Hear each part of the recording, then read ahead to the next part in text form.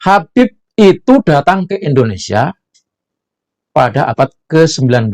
Mungkin sebelumnya juga sudah ada. Nah, mereka yang datang ke Indonesia itu didatangkan oleh Belanda dari Yaman. Untuk apa? Untuk membantu bekerja sama dengan pemerintahan Belanda sebagai penjajah. Dan apa tugasnya? Tugasnya adalah mempengaruhi dan meredam perlawanan kiai-kiai dan pribumi yang melakukan jihad melawan penjajahan Belanda. Mereka juga datang secara berkoloni dari Yaman ke Indonesia. Untuk apa? Untuk mengubah nasib tentunya. Karena di negeri Yaman, mereka mengalami kesulitan hidup. Sangat mungkin mereka yang datang ini adalah golongan-golongan kelas bawah, pekerja kasar, tetapi karena wajahnya wajah Arab,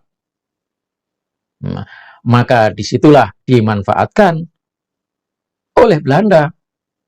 Suruh ngaku sebagai Habib keturunan Rasulullah SAW supaya diterima apa katanya dan dituruti apa maunya.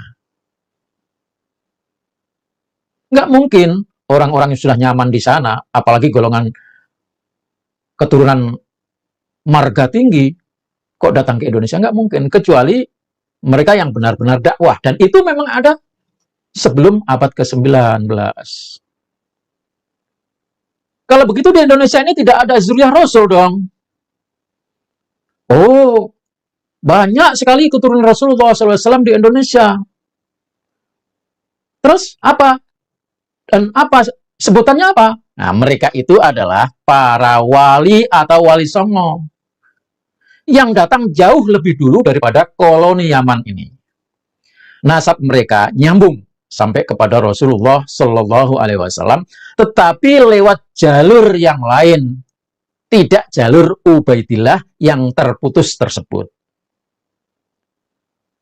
Dari budayanya saja sudah berbeda, penyebutannya juga beda dengan sebutan keturunan Ubaidillah. Mereka, Wali Songo, datang ke Indonesia setelah melalui perjalanan sampai ke Cina. Mereka dikirimkan oleh penguasa karena sudah terbuka hubungan yang luas. Penguasa-penguasa mengakui zaman itu. Karena Wali Songo ini adalah orang-orang alim, maka dikirimkan ke Nusantara. Jadi kedatangan Wali Songo itu, di samping ada niat dakwah, itu memang dikirimkan oleh penguasa. Bukan datang mencari makan. Mereka dipanggil Maulana, Sayyid, Makhdum, dan sebagainya.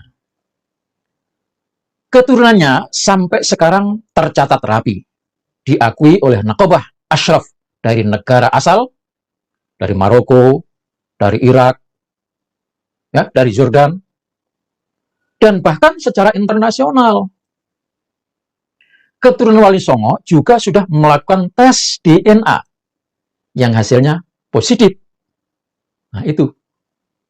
Jadi ada dzurriyyah Rasulullah SAW banyak datang ke Indonesia sebelum datangnya para Habib. Gitu. Nah, dzurriyyah Wali Songo ini di zaman penjajahan dan sampai sekarang tidak pernah pamer nasab. Karena di samping tidak penting, memang demi menjaga persatuan, ya, kedamaian, dan bahkan mereka menyamar seperti orang biasa. Itu demi keselamatan, agar tidak dikejar oleh Belanda. Keturunan Wali Songo, dan Wali Songo itu sendiri adalah mereka yang berjuang membela rakyat dan melepaskan tanah air dari penjajahan. Mereka tidak menunjukkan jati diri yang sebenarnya. Mereka lebih senang menyamar menjadi rakyat jelata. Bahkan, ada yang sampai menyamar menjadi pembantu, pedagang keliling, penjual keliling. Demi apa? Demi mendapatkan informasi dalam perjuangan membebaskan negara dari penjajahan Belanda. Bayangkan saudara sekalian. Mereka menyamar segitunya. Ada yang ditangkap. Kiai saya, Syarif Rahmat, menunjukkan itu. Salah seorang wanita yang ditangkap oleh Belanda karena menyamar. Di zaman Orde Baru, keturunan Wali Songo sangat ditekan dan selalu diawasi kegiatannya. Apalagi diketahui Wali Songo berdarah Cina. Ada darah-darah Cina ini hubungannya. Sehingga makin dalam tekanan Orde Baru itu kepada turunan Wali Songo. Karena Wali Songo dari Cina, sementara Soeharto anti Cina. Masihkah ingat saudara-saudara bagaimana Soeharto melarang warga Cina untuk berpolitik di Indonesia? Merayakan hari Imlek saja dilarang. Dan Imlek itu baru dibuka, diresmikan oleh Presiden kita, Ki Haji Abdurrahman Wahid. Kemudian ketakutan yang dibuat-buat oleh Orde Baru akan ganasnya PKI merupakan ideologi Cina. Ini Wali Songo masih dikait-kaitkan itu, maka terus ditekan.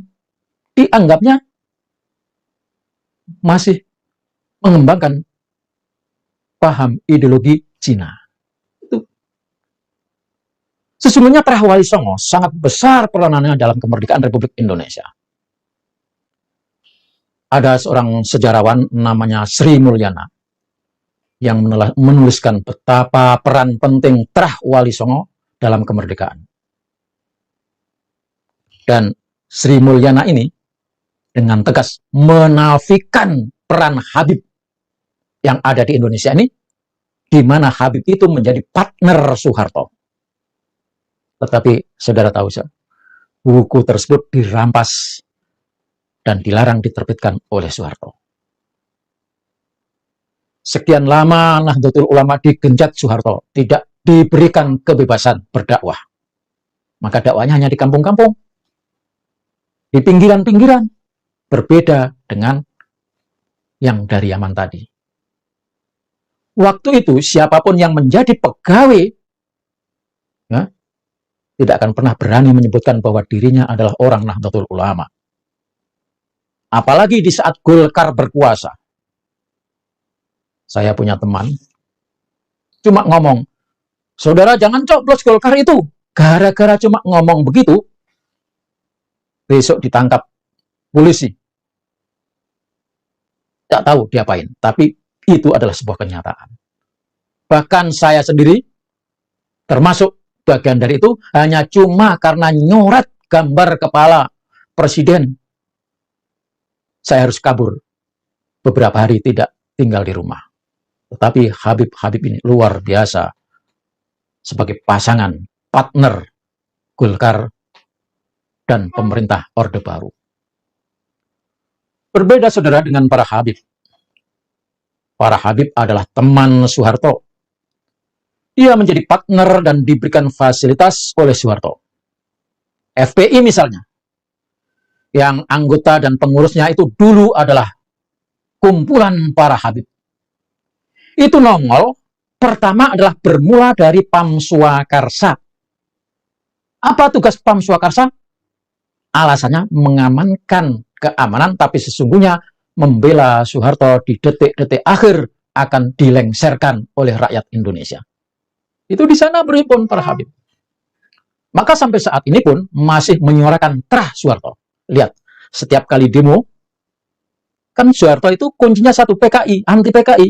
Maka para Habib ini pun kalau demo, selalu habisi PKI, ganyang PKI, tangkap PKI.